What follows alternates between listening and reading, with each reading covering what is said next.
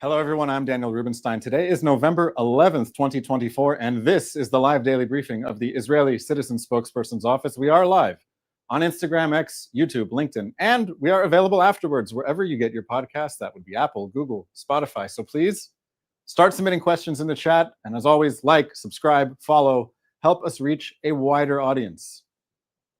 In Israel, we like to play a game. It's to guess which of the 7 fronts will attack us today. Will it be the Hamas rapist regime in Gaza? Will it be Palestinian terrorists in the West Bank? Will it be the terrorist army Hezbollah in Lebanon? Maybe it will be the Houthi pirates in Yemen, Iranians in Syria, Iranian proxy militias in Iraq, or it will be the Iranian regime that attacks us directly. Here's the answer from the past 24 hours. 4 drones from Iraq, a missile from Yemen that set off sirens near Jerusalem, which means that's where it was heading before it was intercepted by Israel's Arrow missile defense system. A drone from Lebanon crashed in Israel, sparking a fire. There have been around 50 rockets from Lebanon as of right now, today, which wounded 3 people. And in Gaza, Hamas terrorists continue to fight. It's a 7-front war. 8 fronts if you count the attacks on Jews like we saw in Amsterdam. This is not a war that we can afford to lose. We will keep fighting until the people of Israel are safe in their own country. We have just seen more evidence of the kind of barbaric way in which Hamas governed the Gaza Strip. The IDF just published 46 minutes of video taken from CCTV cameras inside a Hamas base known as Outpost 17 in Jabalia in northern Gaza. The Israel Defense Forces raided the base in March. The 46-minute video that the IDF published shows Hamas terrorists interrogating and torturing Palestinians in Gaza. It's difficult to watch. The footage is dated from 2018 to 2020.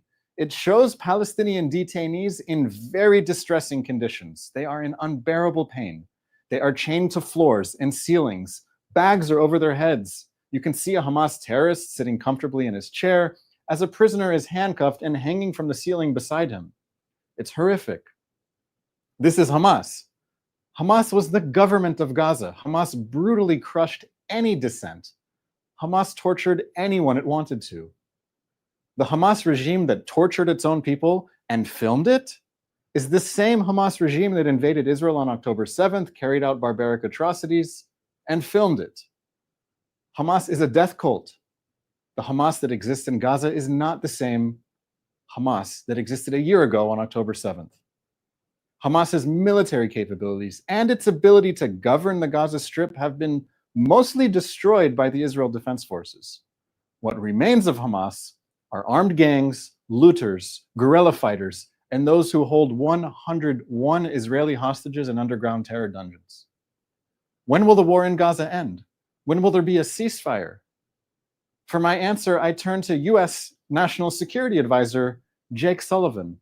Here's what he said on Face the Nation on CBS News on Sunday. He said, "It really today is not Israel that is standing in the way of a ceasefire and hostage deal. It is Hamas.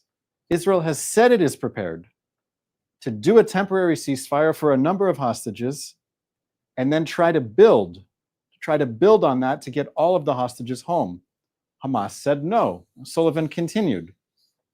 He said, "What they are communicating to the mediators," that's Hamas, "what they are communicating to the mediators is no, we will not do a ceasefire and hostage deal at this time." So Sullivan said, so what we need to do is get the rest of the world to continue to increase pressure on Hamas to come to the table, to do a deal in Gaza, because the Israeli government has said it's prepared to take a temporary step in that direction. End quote. That's exactly the point. We need to increase the pressure on Hamas and increase the pressure on Hamas's patrons, Qatar, Turkey, and Iran, so that Hamas ends the war that it started, releases the hostages, and allows the people of Gaza to build a future of peace and not a future of war. As Hamas continues to fight, Israel has expanded the humanitarian zone inside Gaza. Anyone who wants to send humanitarian aid into Gaza, food, water, medicine, medical equipment, and shelter equipment, can send it into Gaza. There are no restrictions on the amount of humanitarian aid that can enter Gaza. As of this morning, I just looked it up, as of this morning, approximately 684 trucks worth of aid are waiting for collection inside Gaza. The aid has cleared Israeli security checks and it is waiting for collection inside of Gaza. Yesterday, only 25 trucks were collected from the Gazan side of the Kerem Shalom crossing. 25 trucks worth of aid were collected. 684 trucks worth of aid are sitting in the sun, waiting to be collected and distributed.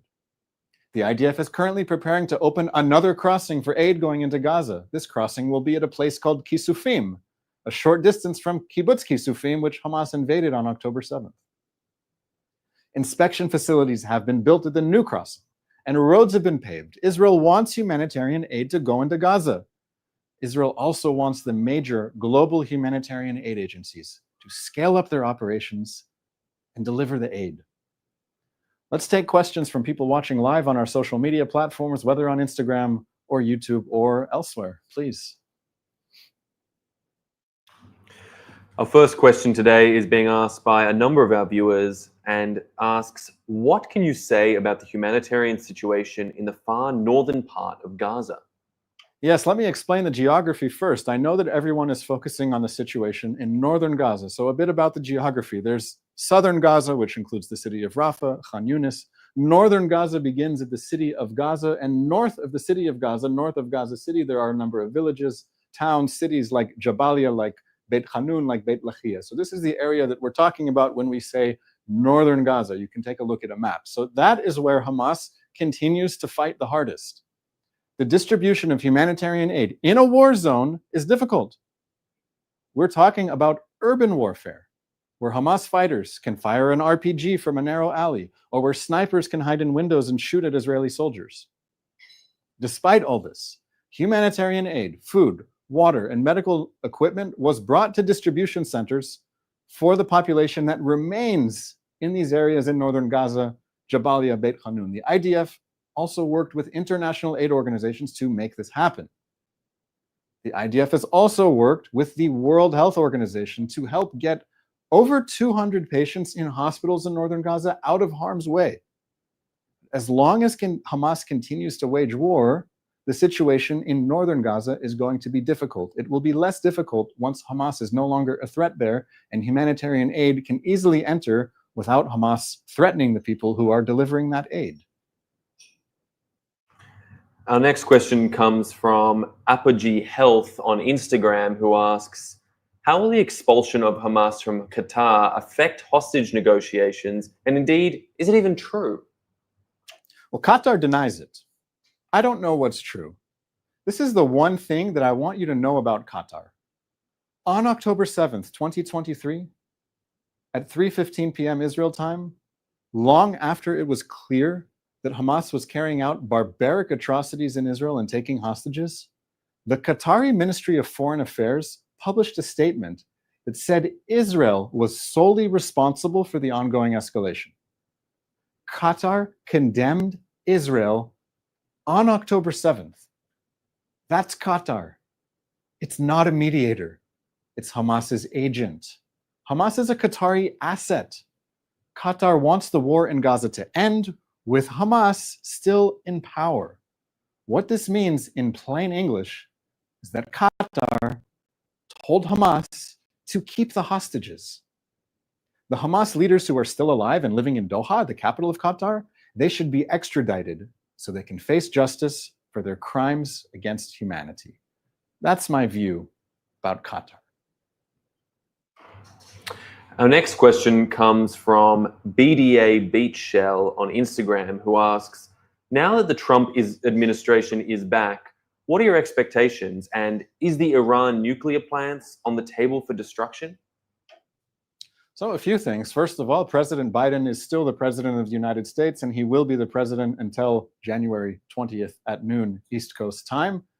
He is still the president, and what Jake Sullivan, his national security advisor, just said, as I mentioned earlier, that Hamas is rejecting all attempts at a ceasefire, all attempts at a deal, is very important. And the United States and Israel are working together on this issue. What we expect from the incoming Trump administration once it takes office would be the same thing that we hope to have from any U.S. president, which is sympathy, first of all, and understanding that Israel is in the middle of a 7-front war, and the leader, the chief sponsor of this 7-front war is the regime in Iran. So we need much more pressure on the Iranian regime so that it will not have the means and the ability to sponsor all of these groups that have built a war machine around our borders, this ring of fire. Now, you asked about the nuclear program. This is, of course, the chief concern, is that Iran, which is threatening to destroy Israel, is also developing the capability that will enable it to do so. So Israel's policy is very clear, which is that Iran can never be allowed to develop a nuclear weapons capability. And of course, Israel hopes and expects that the entire world, not just the United States, will understand that Iran cannot be allowed to develop a nuclear weapons capability. We need to increase the pressure on Iran. I think much is possible. And I also hope that when this war ends with Hamas laying down its arms and releasing the hostages, once this war ends, we will need to rebuild what was lost and give a boost to the Abraham Accords, which was where we were before the war started, where there are a number of countries in the region, chiefly the United Arab Emirates, Bahrain, with the quiet support of Saudi Arabia, that was building better ties with Israel. I believe this will be possible, and I hope and expect that the incoming Trump administration will push this just as hard. All right, our last question today coming from Miria Dom G on Instagram, who asks a related question. If the Abraham Accords are revived, will they be expanded to include Lebanon? Should they, sans Hezbollah? It would be amazing if the country of Lebanon would join the Abraham Accords and reach a peace agreement with Israel. I do not see the government of Lebanon even pursuing this option, but it is the obvious option that is in their best interests, and that interest is simply called peace with Israel. Right now, Lebanon has been effectively taken over by a militia. It's Lebanese people, but they answer to Iran. I'm talking about Hezbollah. This is a terrorist army within Lebanon that does not answer to the government of Lebanon, and it, in effect, has enough power in the government of Lebanon to prevent anything being done about the fact that there is a separate militia inside Lebanon. So there's a lot of talk now about ceasefire agreements or UN resolutions. I would hope that the entire international community, the United Nations, the US, the UK, France, anyone who cares about the situation in Lebanon needs to say clearly that the future between Israel and Lebanon needs to be a future of peace, not ceasefires, not UN resolutions, real peace. And if that happens, if Lebanon gets the message, if Hezbollah is pushed out of the picture, then it would be possible for Lebanon to join something like the Abraham Accords. And I think we should aim high. And this, yes, it should be our goal. Thank you so much for all of the questions. If you have any others that I didn't get to, you can message me on my personal social media. I'll try to look at them. We are here live every day, Sunday to Thursday, Israel time, 3 p.m. That's 8 a.m. on the East Coast. Thank you so much for watching. I'm Daniel Rubenstein. I wish you a lovely day. Thanks for watching. Drop a comment below. Don't forget to like, share, and hit subscribe to stay updated with our latest content. Until next time, stay informed and inspired. This is DaJobnik signing off.